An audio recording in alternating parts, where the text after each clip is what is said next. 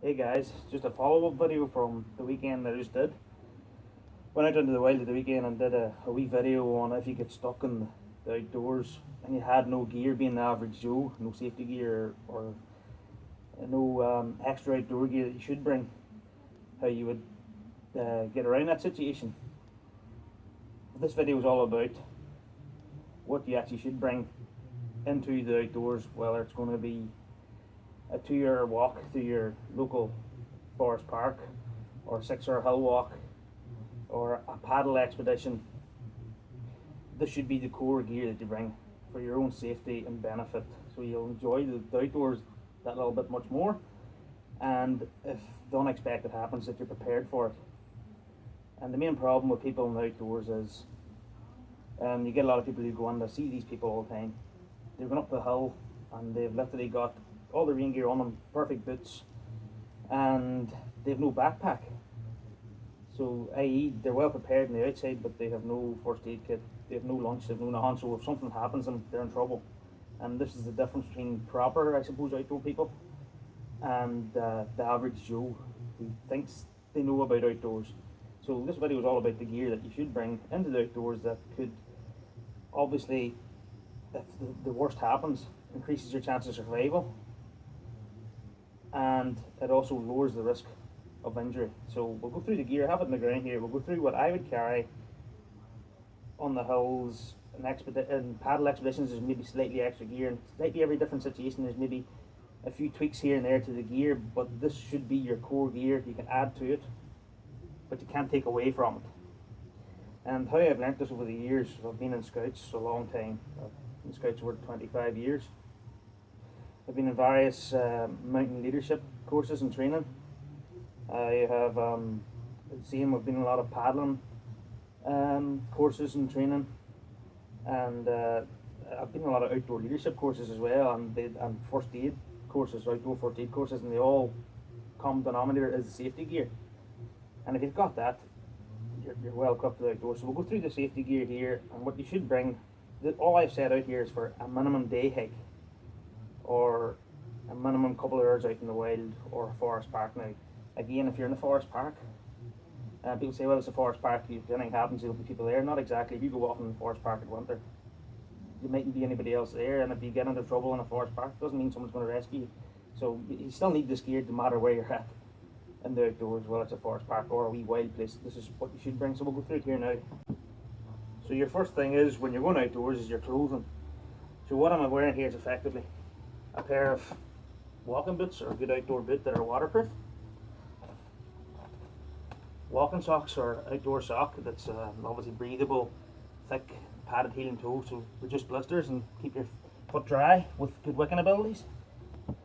Again, a walking pair of trousers, or an outdoor pair of trousers with this, that are the same thing, good wicking abilities. The same, the underwear, I'm wearing bamboo boxer shorts again, so quick wicking and less chaffing, so that's good. I'm not going to show you them. Here I'm also wearing a top. Again, this is a Montane base layer.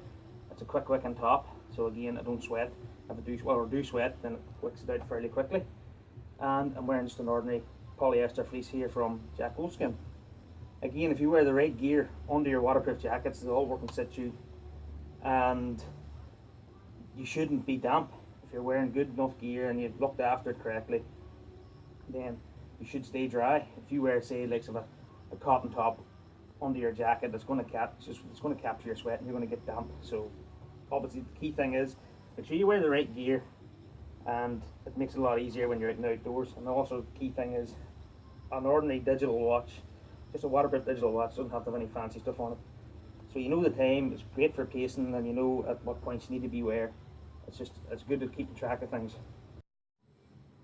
So here's the minimum core gear that I've left out that you should bring when you're going into outdoors, no matter the activity. Again, it tweaks depending on the activity and depending on what time of year. It sort of tweaks a wee bit, but not much. It should be at the core of it. So the first thing in, especially for a day activity, a wee backpack to put everything in.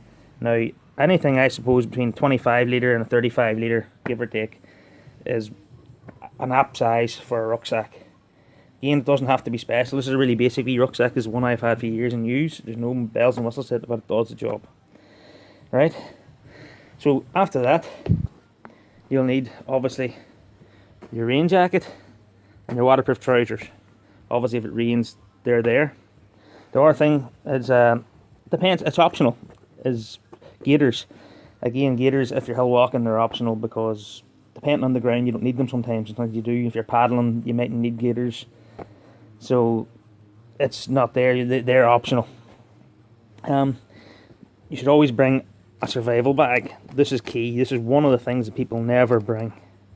And it's great because if you get caught out, this keeps you warm. This keeps you dry. It's bright orange. If you're stuck out in the side of a mountain, which is dark brown and hellery, dark colour, you stick out like a sore thumb in an orange bag, they're going to see you. The other thing in it, especially these bags, they give you a lot of safety tips on the hills and wee bits of navigation advice and things like that, and how to conserve water. So they give you wee tips that can help you from the outdoors if you're stuck. So that's a first. That's a must that has to come. The other thing that you bring, now this is optional, if you got the bivy bag, this is optional I suppose, is the bothy. The bothy is just an emergency survival shelter. That's for 4 people.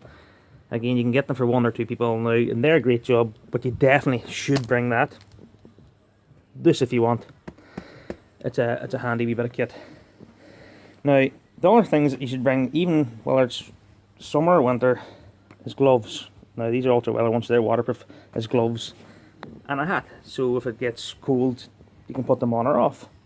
And that's in the summer as well. Maybe a bright days, sun splitting the heavens, but if it gets cold at night and you get trapped out, it gets cold at night, so you need to cover the head and hands.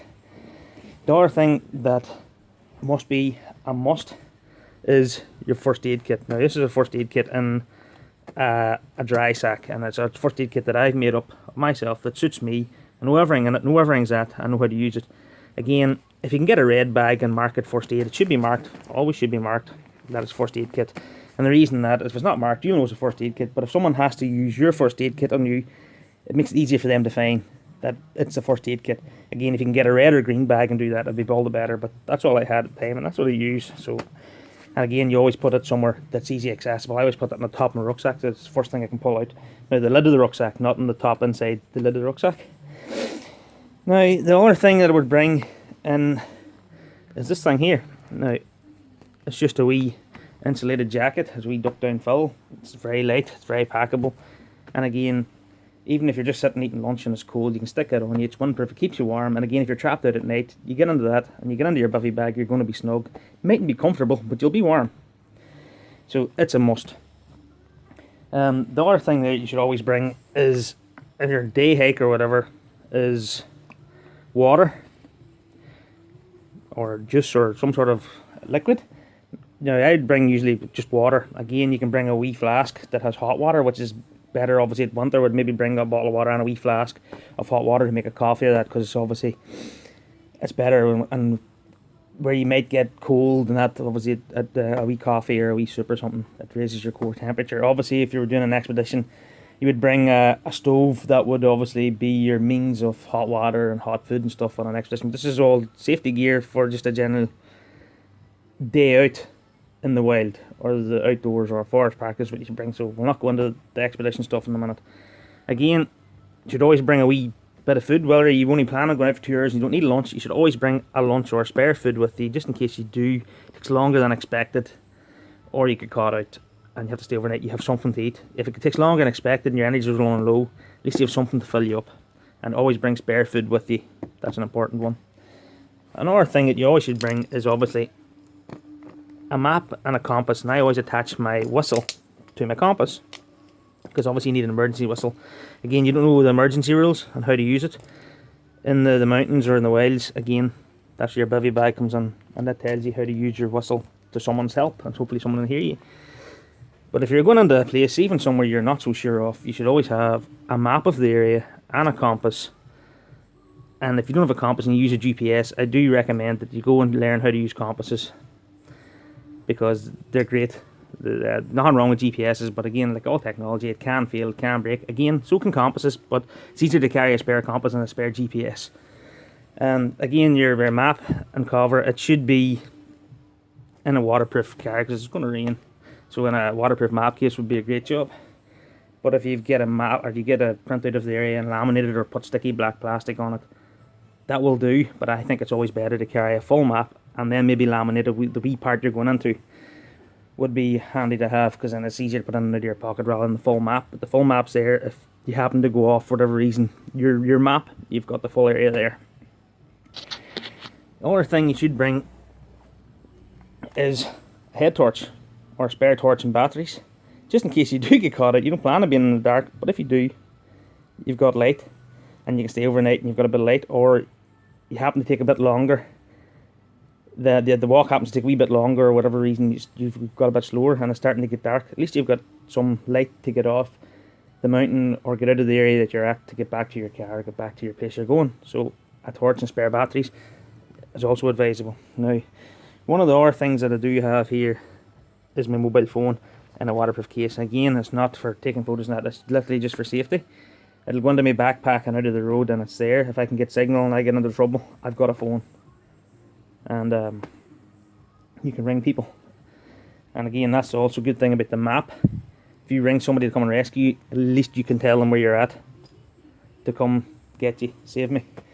So that's pretty much the gear. And the other thing I would do is, this is just a rucksack waterproof liner, and I put that in my bag and I put everything in to the bag the way I like it.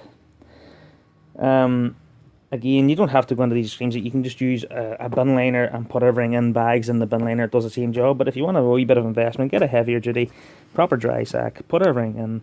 It's always there. It's stronger than the bin liner, it won't rip, and it's a great job. Now, that's pretty much everything that you should bring to the outdoors. And if you're in any sort of situation, this will save you. And this should save you, or definitely increase your chances of survival if you get caught out. And it also, because it likes the head torch and that, it can prevent you from being caught out. So if you get caught out in the mountain, as it says, it got dark really quick and you've got the head torch, at least you can still make it off the mountain. If it got dark and you have no light at all, it becomes a lot harder. So simple things like that does help. Again, it's different if it was going on a weekend expedition. This gear still is at the core of my stuff, but the likes of the bothy shelter might disappear because I'll probably have a lightweight tent, but I'll still have the bivy bag, but I'll probably still have a lightweight tent that I would use to stay in, so I don't need the bothy. And the likes of I would have obviously rope and matches and stoves and things like that, extra stuff I would use for an expedition, a small repair kit and things like that. But again, that's a different video. This is the core stuff you should bring, and I'm hoping this has all helped you and educated you, because a lot of people that do go out and walks and that don't bring this stuff. And as I says, this is what I think you should bring. But at least if you could bring a bivy bag, head torch, some spare food, and a first aid kit, them items there instantly increases your chances of surviving, and it's just better for your well-being. It's just good practice. So get into your heads anytime you go out, this is the sort of stuff you should have. And then that's what I would call somebody that's properly prepared for the outdoors. And again, the gear doesn't have to be expensive, it just has to work. Again, if you get more into it, the more you spend in most gear, usually the better it is. Not all the times, but a lot of times, the more you put on the gear, the better it'll work for you. But at least if you have any sort of version of this, go for it. So that's that, guys, and hope this was helpful for you. And if you like this video, please give me a wee subscribe and give it a wee like. And if you want to ask me any questions, feel free to ask, and I'll try and give you a wee hand. Cheers. Hey guys, I thought I'd just show you this here wee suggested kit list from us, and I'll just go through it. So this does the personal kit for a day trip and for an overnight, and group kit and stuff. So this really prepares you for the outdoors. So your personal kit for a day trip: your rucksack, survival bag, waterproof trousers and coat, map, compass, torch plus spare batteries, walking boots, gaiters, drink, food, whistle, hats, gloves, personal first aid kit, sunglasses and sun cream. I didn't mention that, but it's usually in my first aid kit anyway. Thermal top and t-shirt, well that's what I'm wearing, with fleece and base layer, and good socks. So that's what you should bring on a day trip. That is your safety gear. That's what you should bring on a day. Again, if you're on your own and you're going on overnight, this is the extra stuff you should bring. Sleeping bag, insulated mat, spoon, knife, fork or spork, a mug and bowl, a brew kit, food, spare clothing and spare socks. Now, again, that could just be a spark, so you don't have to take one item rather than 3. Again, the bowl, you might need to bring a bowl because the same as me, I would use everything in a Ziploc bag, so I would just eat out a Ziploc bag, so I don't really need a bowl. And again, if you've got a wee cooker, there's probably going to be a pot for it. You can just eat out of the pot and use that as your bowl. So that's another way to save space. And again, if you use Ziploc bags and eat out of them, you don't have to do any washing up. It's just water in the bowl, so in the pot, so that's a pretty good way. Now, the grip kit, if you're going as a grip, you should obviously bring a grip first aid kit, which tends to be a wee bit larger, a wee bit more in it, and it's obviously catering for the grip. Your grip shelter, which is obviously, that's where you bring the bothy if there's more rains coming. This is for a day list. A spare map and compass. Again, if you're going with a grip, somebody's going to have, not unless you're leading it, somebody should have another map and compass anyway, as a spare. But you should bring one anyway, just in case. A pen knife for repairs, so a wee multi-tool or a knife for repairs is obviously good to have. A warm drink or stove. Now, a warm drink in a flask or a stove, so you have a means of getting a hot drink or a hot meal. Again, it increases you, especially in colder times, it puts your core temperature up. A small repair kit. Now, that's just a wee bit of stuff, whether it's for your tent or rucksacks or whatever, with duct tape and things like that on it. We can go through that at some stage, what you should bring. Your mobile phone, as it says, turned off. It's only there for emergencies. Spare hats, gloves, socks, food, and a rope. Again, if you know how to use it, it's a great tool for making stretchers and doing rescues and things like that. And again, if you're leading a grip, you should always bring some of the spare stuff anyway, because somebody will forget something. And a grip overnight, and you share this between everybody, is the tent, a water container if you need it, water filter and purification tablets. Again, my first aid kit, I always keep purification tablets in them, a wee strip of them in it. Again, you'll have your stoves and your pans, your fuel, and your lighter and matches. Or again, you can use flint if you're using meths or whatever. If you're using gases, again, you can just use flint. And that's pretty much what you need on a full expedition weekend, no matter what it is. That's your minimum, what you should bring. Again, you can add to this, but you shouldn't take away from. The other thing there is, again, this is for any sort of outdoor situation. Again, if it's paddling, there'll be extra stuff that you'd add on to that for paddling, like tow ropes and throw lines and things like that. And the knife would be, rather than just a plain pen knife, it'd be a knife that has a serrated edge and stuff like that as well.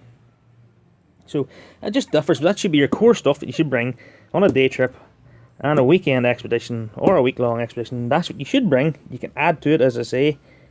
You can't take from it. And again, we'll do a video on how you should pack your day pack or your full-on expedition pack for a weekend that you're going out on. But that's really much it. I'm just trying to educate people here on what you should bring and how to be safe, and that's pretty much it. Thanks for watching, guys. Give me a subscribe, give me a like if you thought this was helpful, and again, just ask me questions and I'll usually get back to you fairly quickly and give you an answer. Cheers.